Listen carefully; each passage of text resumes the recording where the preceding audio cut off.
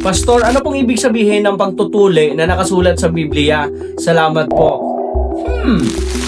Sige, sagutin natin to. Alam nyo, isa ito sa mga tanong na madalas lumalabas kapag pinag-uusapan ang Biblia. Ano ba talaga ang pagtutuli sa Bible? At may isa pang tanong na kadalasang sinusunod nito. Pareho ba ito sa pagtutuli na ginagawa sa mga lalaki ngayon? Dahil sa maraming kultura, kabilang na dito ang Pilipinas, ang pagtutuli ay ginagawa bilang tradisyon or bahagi ng paglaki ng isang lalaki. Pero sa Biblia, ang pagtutuli ay hindi lang medical procedure or tradisyon. Ito ay may malalim na spiritual na kahulugan. Para maintindihan natin ito, kailangan nating balikan kung saan ito nagsimula. So ano ang pagtutuli sa Biblia? Ang pagtutuli sa Biblia ay ang pag-alis ng balat sa dulo ng ari ng lalaki na tinatawag na foreskin. Ito ang ginagawa bilang pisikal na tanda ng tipan ng Diyos sa Israel. Ang utos na ito ay ibinigay ng Diyos kay Abraham. Makikita ito sa Genesis chapter 17. Sinabi ng Diyos, ito ang magiging tanda ng tipan sa pagitan ko at ninyo. Bawat lalaki sa inyo ay tatamaan ng pagtutuli. Ang bawat batang lalaki ay kailangang tuliin sa ikawalong araw pagkatapos ipanganak. Ibig sabihin, ang pagtutuli ay simbolo na ang taong iyon ay kabilang sa bayan ng Diyos. Ngayon ang tanong, pareho ba ito sa pagtutuli ngayon? Sa pisikal na paraan, pareho ang ginagawa. Ang pagtutuli noon at ngayon ay parehong pag-alis ng foreskin. Pero may malaking pagkakaiba sa kahulugan. Sa panahon ng Biblia, ito ay religious covenant sign, tanda na kabilang ka sa Israel, utos ng Diyos para sa kanyang bayan. Sa panahon ngayon, sa maraming bansa, ginagawa ito para sa kalinisan, tradisyon, sa kultura, at minsan ay medical recommendation. Ibig sabihin, ang ginagawa ngayon ay hindi na covenant requirement sa Diyos. Ang problema sa Israel, habang tumatagal, napapansin ng Diyos ang isang malaking problema. Maraming tao ang may pagtutuli sa katawan, pero wala namang pagbabago